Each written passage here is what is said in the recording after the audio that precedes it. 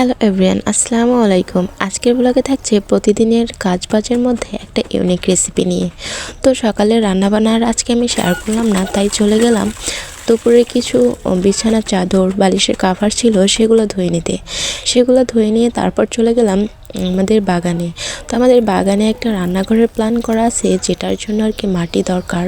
তাই আমার হাজব্যান্ড মাটি এনে দিচ্ছিল আর আমি আর কি মাটিগুলো ছোট ছোট করে আর কি ভেঙে দিচ্ছিলাম। তারপর এগুলোতে পানি দিয়ে ভিজিয়ে রাখছিলাম, কারণ পানি দিয়ে ভিজিয়ে রাখলে নাকি মাটিটা আরও বসে, আরও ভালো হয়। তো এটা আমার জানা ছিল না, আমার শাশুড়ি আম্মু বলছে। তো তারপর চলে গেলাম দুপুরে খাওয়া দাওয়া সব কিছু শেষ করে একটা ইউনিক রেসিপি করতে। এই জর্দার রেসিপিটা আমি ছোটোবেলা খেতাম, আমার খালা বানিয়ে দিত। তো এখন হঠাৎ করে মনে হলো যে একটু জর্দা বানাই। তো যাই হোক, এখানে চালটা আমি ভালোভাবে ধুয়ে তারপর আমি সিদ্ধ করতে দিয়ে দিলাম। তো এখানে সিদ্ধ হতে হতে এমনভাবে সিদ্ধ হচ্ছিল যেটা আমি দেখি নাই, পরে দেখি যে একদম পড়ে যাচ্ছে। তো এটা কিন্তু বেশিক্ষণ সিদ্ধ করতে হয় না, খুব অল্প সময় হয়ে যায়। তারপর এখানে আমি দেখছিলাম যে আসলে কতটুকু হয়েছে। এখানে প্রায় 60 থেকে 70% মতো হবে, তারপর কি নামিয়ে নিতে হয়।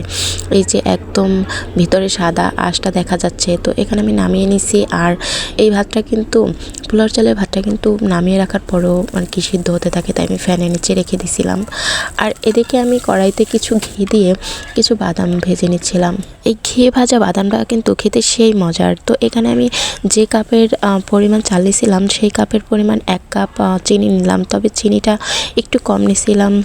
আর এখানে কিছু গরম মশলা, লবঙ্গ আর তারপর কিছু নারকেল দিয়ে ওই চিনিটা গলে গেলে তারপর এখানে ভাতগুলো দিয়ে নাড়াচাড়া করে নিচ্ছিলাম। তবে এই ভাতটা কিন্তু প্রায় এর মধ্যে অনেকটা আর একটু বেশি হয়েছে, কিন্তু তারপরও একদম ঠিক আছে। তারপর কিছু বাদাম দিয়ে কিছু ঘি দিয়ে এখন এটা দমে রেখে দেব। এরপর চলে যাচ্ছি রাতে। তো এখানে রাতে আমাদের রুটি বানানো হয়েছে, কিন্তু আমি অল্প একটু ডো রেখে দিতে বলছিলাম সেখানে, তাই দিয়ে আমি কি পরোটা বানাচ্ছিলাম। তবে আমি পরে বুঝতে পারলাম যে আসলে রুটি ডো দিয়ে পরোটা অতটা পারফেক্ট হয় না। যাই হোক, আমার প্রথম এক্সপিরিয়েন্স, আমি সবসময় পরোটাটা ঠান্ডা পানি দিয়েই বানাই।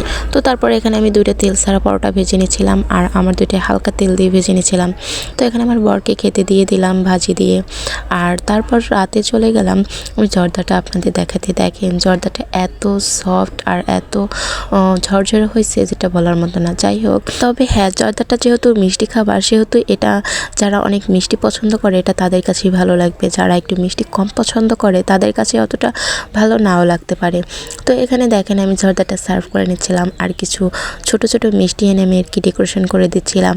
তো আজকে এখানে আমি শেষ করছি ব্লগটি। আপনারা ভালো থাকবেন, সুস্থ থাকবেন আর আমার জন্য দোয়া করবেন। আর আমার ভিডিওটি আপনাদের কাছে কেমন লাগলো সেটা আমাকে কমেন্ট করে জানাতে পারেন। আল্লাহ হাফেজ।